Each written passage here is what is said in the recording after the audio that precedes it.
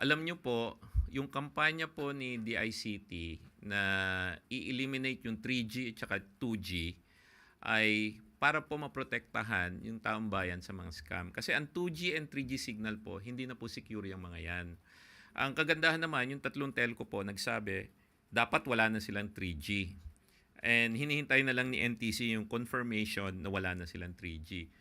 Meron pa lang naiiwan na 2G. Ngayon yung 2G hindi re-secure. Ang problema po, yung ibang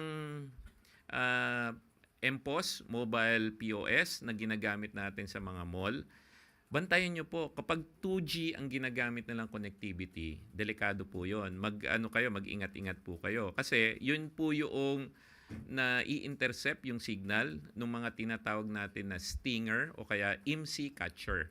Yung IMSI catcher po, o kaya stinger, parang cell site na naka-backpack. Kasya lang sa isang backpack o kaya sa isang maleta.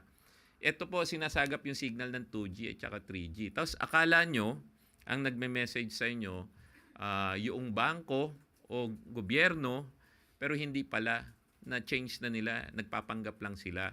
So yan po yung kampanya namin. Now, sabi ko naman sa mga telco, kung hindi nyo pa talaga matanggal yung 2G, at least man lamang sa mga malls kung saan maraming gumagamit ng online payment at credit card, mapalitan nyo muna yung 2G. So in the meantime, 3G muna ang natanggal na. Hinihintay ko lang pong confirmation nila.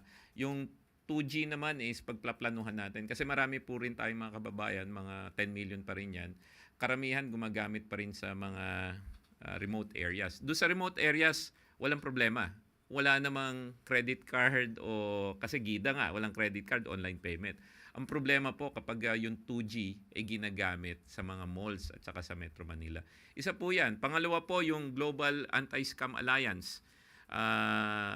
Yan, nagdo-double down na po kami mga telco kasi naghahanda po kami sa Pasko. Ang sabi nga ni Presidente, etong Christmas na to, sana naman lahat ng magtra-transact sa digital infrastructure safe and mawawala na ng scam.